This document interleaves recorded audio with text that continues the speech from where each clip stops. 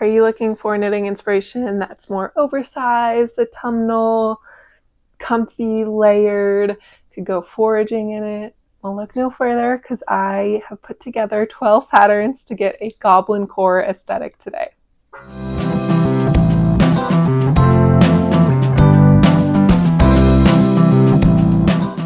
Hello and welcome back for another knitting pattern roundup. I feel like it's been a really long time since I filmed one of these, but it really hasn't, but I don't know why. It just feels, maybe because I've moved, it feels like it's been a really long time. So I'm happy to be sitting down today and filming this. And I am covering goblin core, which has been requested in the past. And I know a lot of folks have requested more oversized or less gendered aesthetics. And so I hope that goblin core meets that criteria for you. It's a lot more oversized, and I would categorize it as a lot more gender fluid. All these patterns can be worn across genders. So I think that it's going to be a nice aesthetic to talk about. I am excited about it. So let's get into it. So I have 12 patterns to talk about. A little bit about the aesthetic before we get too far into the patterns. This is an aesthetic that's kind of characterized, if I had to describe it in 2 words, I would call it grunge cottagecore. But essentially, you want to look like you live in a bog or you guard a bridge. I know that's trolls, not goblins, but you guard a bridge. You live in the forest, you're foraging. You're a little goblin. So you have a lot of layers, things are quite oversized. Typically there's lots of pockets or places to store little trinkets or things you pick up in the forest.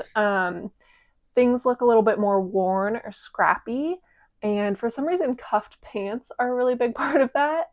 So those are some of the main elements. Colors wise, it's a lot of deep earthy tones, so moss green, browns, deep reds, some warmer grays, all of those kinds of more just muted dark colors.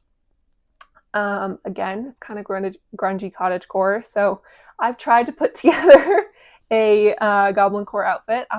This is not really my aesthetic. I don't own these colors, and so this is what I could do. I have a very textured, oversized-ish. It's not as oversized as I'd like for this, but oversized brown brioche cardigan. This is the, who knows what pattern this is. I did make it. It's by Petite Knit. I'll put the details below. And I just have like an oversized graphic t-shirt and a pair of purple corduroy pants, cuffed, as well as some more slouchy hand knit socks. So colors are off here, but tried to give you an idea of what goblin core looks like. There will also be images up, but that's goblin core. So getting into the patterns, I've got 12 patterns broken down into 4 categories. So let's get into it. The first category of goblin core patterns is the oversized cardigan with a lot of texture to it. A lot of these have pockets or scrappier, so we'll talk about it. The first one is the Big Cozy Cardi by Emory. And I want to warn you right now that you're probably going to be sick of Emory by the end of this video. She's featured in every category, and that's just because I've talked about this before. I think certain designers have certain aesthetics as part of their kind of repertoire. Petite Knit, I think I featured her in every single Coastal Grandma category.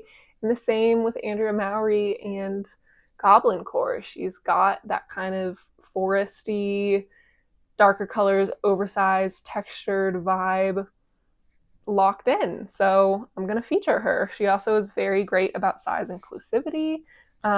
So I wanted to feature her because I know her patterns are going to meet that 60-inch plus bust measurement, which, by the way, today all of the cardigan or all of the garments featured have a 59-inch plus bust, like to fit that bust.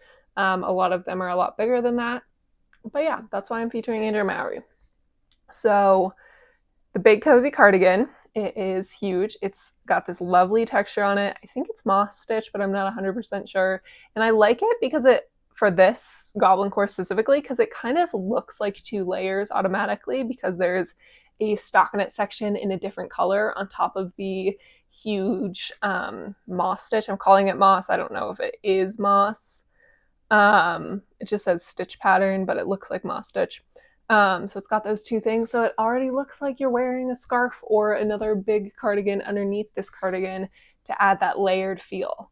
And it is a sport weight cardigan, so it's a little bit lighter, which is nice because it's huge. It would take forever to knit with that, but the finished object is going to be a little bit lighter. The next one that we'll talk about, this is the Bohemian Scrapsody by Winter's Weather Knits.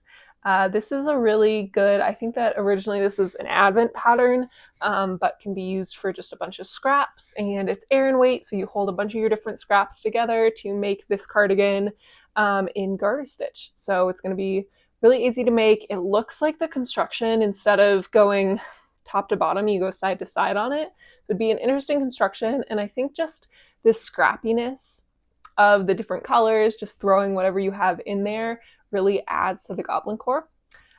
So, you know, depending on what color scraps you have, but I think you can make anything work, because when you mix everything together, it gets a little bit muddier anyway. So even if you have some brights, pairing it and holding it with others is going to tone them down.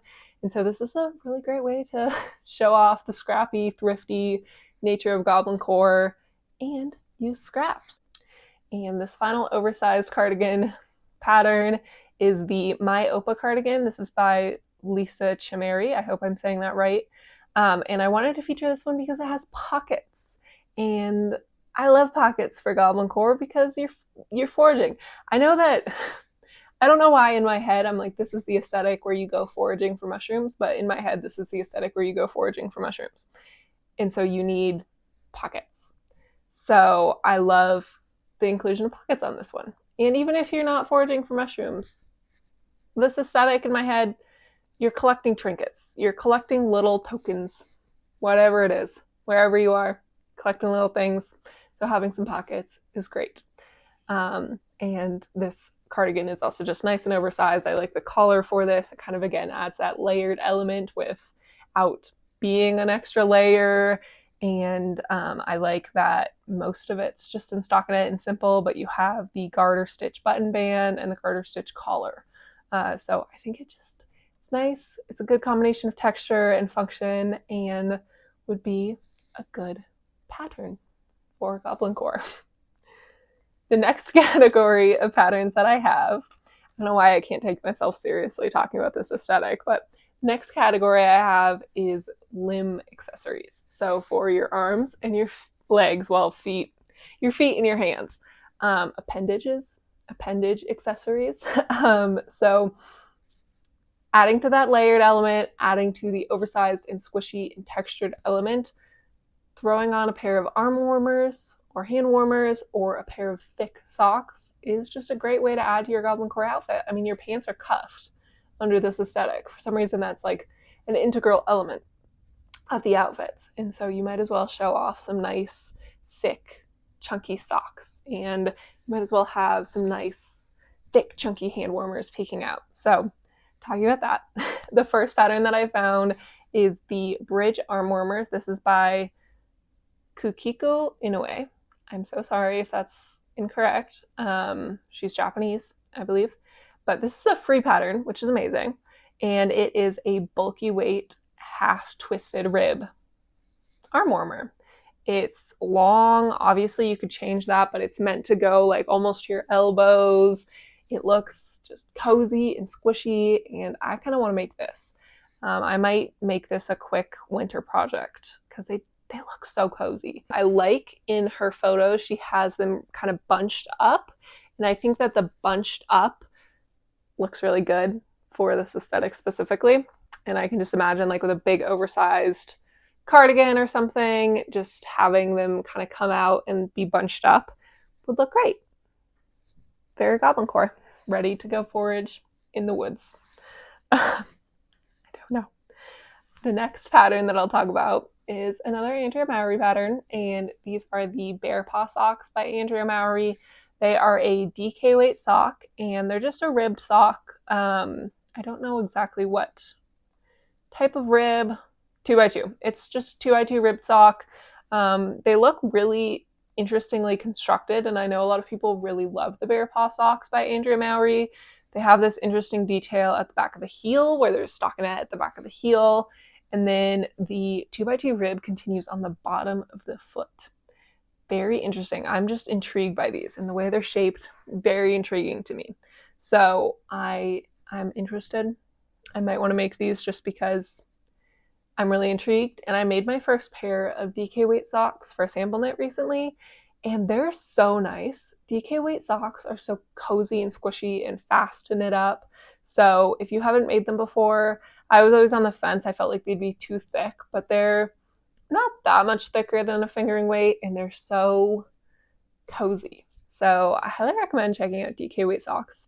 You can also just hold a fingering and a mohair or something together to get that weight. Then it's a little bit thinner and they're super cozy and warm. So highly recommend checking that out. And you could do that with the Bear Paw socks or the next pattern, which is the Mountain Walk Chunky Socks by Florence Miller.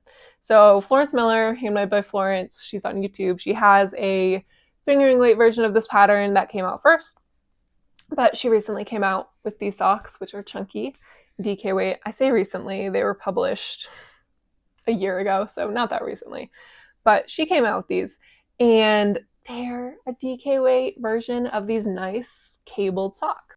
They're just nice and chunky and super textured and would look great sticking out from a pair of little boots or loafers and touching the top of your cuffed pants. So highly recommend that one as well. Next group of patterns that we will talk about are oversized colorwork sweaters. So typically these are featured as these thrifted sweaters that are now super impossible to find because they've all been kind of picked up at the thrift stores, but these vintage, more Fair Isle, oversized drop shoulder, just so many different colors going on and different motifs sweaters. So those are really hard to knit.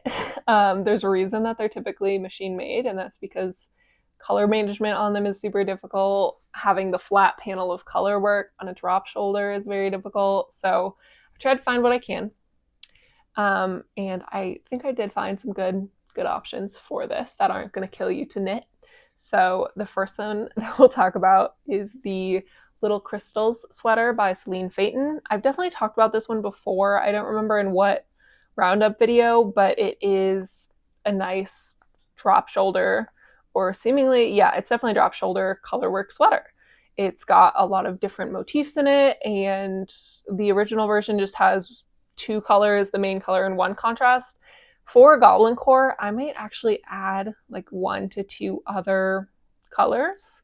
That would make it a little bit more complicated, but I would add a few other colors. And also to make it more Goblin Core, I would choose colors that you typically want to stray away from pairing in color work, just to make it like a little muddier, if that makes sense. Like normally in color work, you want things that have a lot of contrast, or not only different shades, but very different tones so that they stand out a lot against each other. But honestly, I think for this Goblin Core look, you still want to be able to see the motifs, but closer together colors are going to give you that look more. In my head, I'd see how that would test out, but like a gray and a black together, or like a brown and a green together, where they're close-ish, you can still see the difference, but it just a little muddier.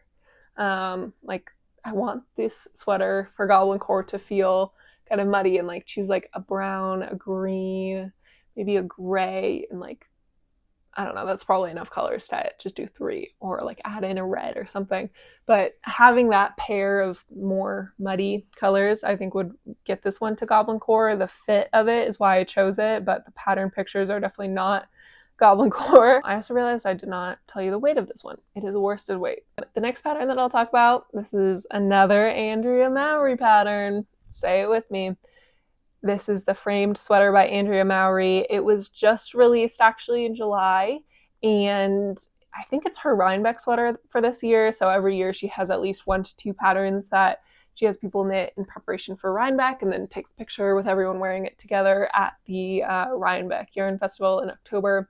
So This is one of this year's, and it's all over, well, it's not all over Colorwork. There's some areas that don't have it, but it's pretty much all over Colorwork in a bottom-up drop shoulder. So I love this one. I've been really tempted to knit it myself, but I have too much going on to do a Colorwork project where I have to knit some of it flat. I just doesn't sound appealing right now. But it's beautiful. It's got this kind of quilt motif that's alternating, and then she's written the pattern to use a color shifting kind of spin cycles-esque yarn where it shifts color over time, and it looks beautiful. I think this one is really easy to make goblin core in your color choice. I'd also make it more oversized. Hers is kind of a cropped version, and maybe I'd choose a size up if I were you to get it more goblin core, and I would lengthen it a little, like maybe just repeat the motif one more time, or both the sleeves and the body. Just make it a little longer. But it's amazing, and I think a brown and like a cool color shifting green on this one would be good, similar to the last one I was talking about, like the muddier colors would be cool. But I think the use of color shifting yarn is awesome on this, and of course optional, but does look really cool when you're done. So it's cool. And this one's also a worsted weight sweater, so it's a worsted weight Colorwork sweater. It's going to be warm, so save this for your cooler foraging days. I don't really know anyone that forages, but I gotta find some people that forage just for this aesthetic. The next pattern that we'll talk about is the Rue sweater. This is by Rebecca Clow, also known as Crea Bea, and it is a DK weight. And it's another drop shoulder, or no, this one is actually a raglan, but it looks like a drop shoulder, and it's got some nice color work on it. So this one uses two colors on it, and they kind of are both main colors in my mind, because you start with, on the top, one of them is the main color, and then on the bottom, the other is the main color. So two colors. I love Rebecca Clow's version with the beige and the gray, actually, or the beige and the green, actually. I think that fits goblin core well. You could choose even a darker brown or darker beige here to get that goblin core look, and it's a nice sweater. I think the motifs on it are really nice and kind of have that vintage thrift store sweater feel, and yeah, would be nice. Rebecca Clow tends to write her patterns pretty close to fit, as far as, not very much positive ease. I might again size up on this one to get a more goblin core look, just to get that oversized feel, but totally optional, up to you. Our final group of patterns today is a textured, oversized pullover sweater. The first one is the Hammersmith by Megan Babin. Megan Babine. I think that she works for Hudson West. And so this, I believe, is a Hudson and West pattern, which is a yarn company that also makes patterns. And this is a beautiful all over cabled sweater with these nice 2x2 rib features. It's nice and big and cozy. You could make it more oversized by sizing up if you wanted. I love the kind of heathered black of the sample. I think that fits this well, and that would be a pain to knit in heathered black, but you could do it, and it's just detailed cables and looks honestly really fun to make and is a great pattern. It is another worsted weight sweater, so a lot of heavy sweaters here, but hey, you're foraging, you're going to be cold. The next one here is the Gibb 1 by Andrea Mowry. Has to have an Andrea Mowry pattern. Have to. There is a Gibb 2, which is meant to be more kind of fitted to a masculine body, but Andrea Mowry includes a note that, she tries to make her patterns for all genders. So you can choose whichever one fits your own measurements better, but I wouldn't pay attention to just this is the woman's version versus this is the men's version. Just choose based off of your own proportions. But this Gibb sweater, I really like it. It's a raglan. It's got a nice cable on the raglan, and then the rest is, again, I think it's moss stitch, but I'm not 100% sure what the pattern is, but it's a nice all over stitch pattern that doesn't look that difficult to do. And 2x2 rib details for the cuffs and the neckline, and it's just a nice sweater. And it's also in a heathered black like the other cabled sweater. I don't know what's with folks choosing cabled black to knit their texture, or heathered black to knit their textured sweaters in, but it does look beautiful. It would be a pain to knit. I would choose like a green or a brown or something for this aesthetic. The final pattern of this roundup is the Emory vest and pullover by Joji Locatelli. This is another worsted pattern, and this is a 2-for-1 pattern because it comes with the instructions to make a vest without arms and a pullover with arms. So super nice to include both in one. I love that, and I think that this pattern is really perfect on either version. You could have it just be a vest and then layer cardigans over for the goblin core style, or just have the full pullover, maybe wear it with some overalls. That would be cool for this aesthetic. And I kind of love the honey yellow she chose. It doesn't directly fit into goblin core, but I feel like you could make it if you wanted, or like just a slightly more mustardy, like darker yellow would look really nice for this, or green, whatever colors you want really, but within that goblin core palette, just a muted, deep, earthy color.